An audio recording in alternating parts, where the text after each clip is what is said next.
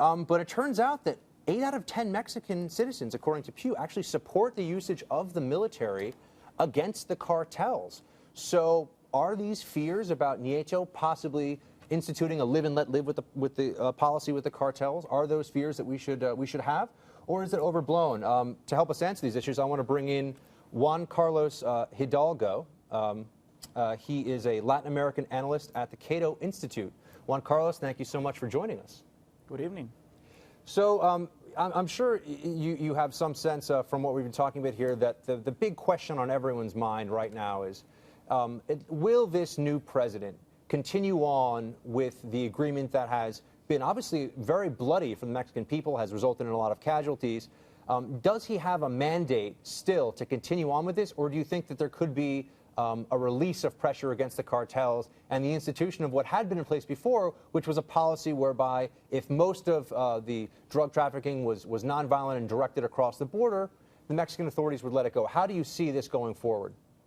It's very telling the fact that in the last presidential debate that was held like a couple of weeks ago, and none of the leading presidential candidates in Mexico talked much about violence or insecurity or the war on drugs. You would expect that a country facing such a challenge like Mexico, with 60,000 people dead in the last 6 years because of the fight between the government and the cartels, that will be a more pressing issue, which means that probably the reason why they didn't talk much about violence and the war on drugs means that there won't be much of a change in policy. That there's not much difference between what President Calderon has done so far and what President Peña Nieto is going to do in the future.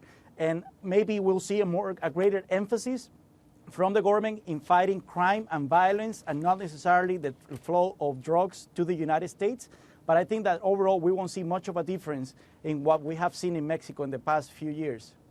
Nieto has announced the hiring of Colombia's former national police chief. And of course, there are a lot of parallels drawn between Plan Colombia, which I think most people in the U.S. view as having been an effective war against drugs, specifically in Colombia, with what people call Plan Mexico, the Merida Initiative. What steps, assuming Nieto wanted to continue on these robust security cooperation with the United States and wanted to press against the cartels, what steps could they take beyond what's already happening there? I think that the message that maybe Peña Nieto wants to send by hiring Oscar Naranjo, the former chief of the police of Colombia, is the fact that Mexico desperately needs to strengthen the police forces. So far, the fight against cartels has been undertaken by the Navy and the Army. These military forces are ill-prepared to conduct civilian duties of law enforcement, and that has led to many cases of human rights abuses and so on. So Mexico desperately needs to build a federal police. Vicente Fox started that. President Calderon continued into that path. But still, the police force in Mexico is very fragmented. It's basically divided between the 32 states. And the federal police is very small and insignificant when it's conducting the fight against the cartels. So I think that that's an area where probably Peña Nieto is going to focus a lot.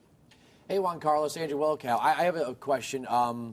Is Mexico going to continue these obviously racist and anti-Latino policies of having the military on the southern border and having their voters show ID? And I say that kiddingly because we got lectures from Felipe Calderon 3 different times about our policies, and yet the Mexican Constitution allows the federal government of Mexico to do all the things that Calderon said we shouldn't be doing with regard to immigration. Is the new president going to be a better neighbor?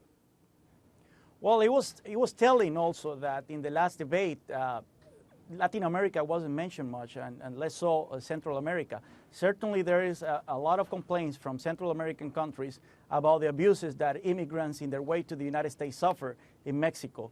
And indeed, there are a lot of abuses right there. Mexico should do what it preaches when it comes to immigration policy.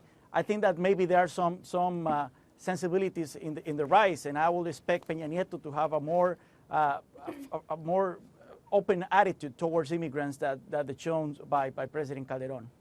I have a question for you. This is Amy here. Robert Bonner, former head of the DEA and former head of U.S. Customs, had a piece in Foreign Affairs in the May-June issue, which I read recently, where he argues that the war on the cartels in Mexico has actually been a lot more successful than some of the headlines we're seeing. Buck mentioned those beheadings and the awful video about that, but he says in Foreign Affairs, quote, despite the negative headlines, the next president will find that the government has made huge gains in the last 5 years towards defeating the cartels, and that Calderon had successfully defeated a number of them and weakened others. Do you agree with that assessment, and that it's a good thing for the new president to keep on the offensive against the cartels as Calderon has?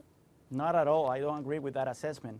In the last 5 years and a half, more Mexicans have died in this war on drugs than Americans in the war of Vietnam. Even though the war on drugs of Felipe Calderon is it has taken half the time that the Vietnam War took.